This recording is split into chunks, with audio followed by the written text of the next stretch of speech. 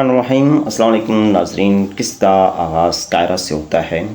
یہاں شمسا خاتون اور جمرود کے بدلتے تعلق کو دیکھ کر لیلا کے دل میں بے چینی اترتی ہے۔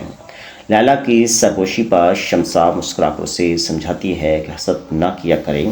شمسا جب باہر نکلتی ہے تو جمرود خاموشی سے ان کے پیچھے چل پڑتی ہے، جیسے ان کی وفاداری سے روک نہ رہی ہو۔ ادھر ایلا کے باہر سلطان صلاح الدین ایوبی اپنے ساتھیوں کے ساتھ کاراکوش کو رہائی ملنے پر خوش دکھائی دیتے ہیں، مگر بورو کے چہرے کی اداسی سب کی توجہ اپنی طرف کھینچ لیتی ہے۔ آخرکار وہ بتاتا ہے کہ اس کے دل کا بوجھ گوگ بورو کی وجہ سے ہے۔ سلطان صلاح الدین اسے تسلی دے کر واپس شام لوٹنے کا ارادہ کرتے ہیں، حالانکہ حالات اب کسی بڑے امتحان کی طرف بڑھ چکے ہوتے ہیں۔ لطیف حکیم بالڈون کا علاج اسے، جبکہ جوتیان دور سے یہ سب سنتا رہتا ہے۔ شام میں قاضی فاضل کی لائی ہوئی خبر سب کے قدموں تلے سے زمین جیسے کھینچ لیتی ہو۔ گمشتگین کا لگایا ہوا بہتان اب خلیفہ تک پہنچ چکا ہوتا ہے۔ ابھی اسی صدمے سے نکلنے بھی نہ پاتے کہ قورا تک زخمی باز لے کر آتا ہے اور حملے کی پوری روادہ بیان کر دیتا ہے۔ اسی دوران لطیف بالڈون کے کمرے میں پہنچتا ہے، مگر وہاں جوتین کی سنگ دل چال اس کا منتظر ہوتی ہے۔ وہ لطیف کو بے رحمی سے قتل کر دیتا ہے اور اس کے پاس ولیمز کی انگوٹھی رکھ کر سب کچھ ایک نئی سازش کی طرف موڑ دیتا ہے۔ ناظرین، ادھر بالڈون ماریا کے ساتھ تفریح کر رہا ہوتا ہے، موج مستی میں مصروف ہوتا ہے، مگر ماریا کے الفاظ میں چھپی مکاری واضح طور پر اس کے دل پر اثر ڈالتی ہے۔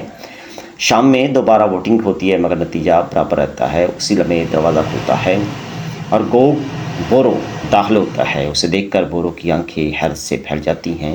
گمشتگین کے چہرے پر اطمینان چھا جاتا ہے، جبکہ صلاح الدین کے ساتھیوں کے دلوں میں بے چینی اور بڑھ جاتی ہے۔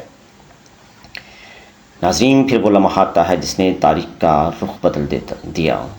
گمشتگین خود کو نیا سلطان قرار دیتا ہے اور پہلے ہی حکم میں سلطان صلاح الدین ایوبی کو شام سے جلاوطن کرنے کا فیصلہ سنا دیتا ہے۔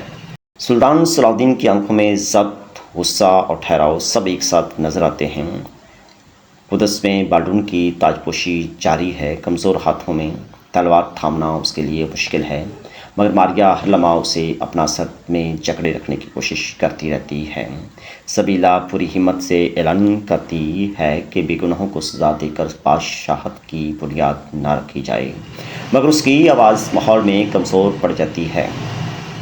قاہرہ میں شمسا خاتون جمرود کی دی ہوئی دوا پیتی ہے۔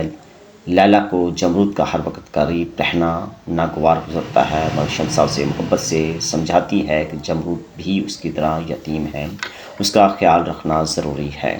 اسی دوران سب سے دل دہلا دینے والی خبر قاہرہ پہنچتی ہے۔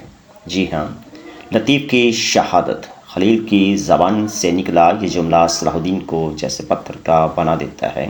ان کی آنکھوں میں سوال بھڑک اٹھتا ہے، یہ کس نے کیا؟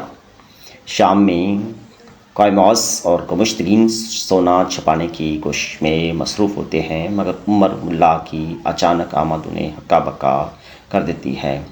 وہ جھوٹ بوٹ خیرات کا نام لے کر اپنی چوری چھپانے کی کوشش کرتے ہیں اور جان بخشی کرواتے ہیں۔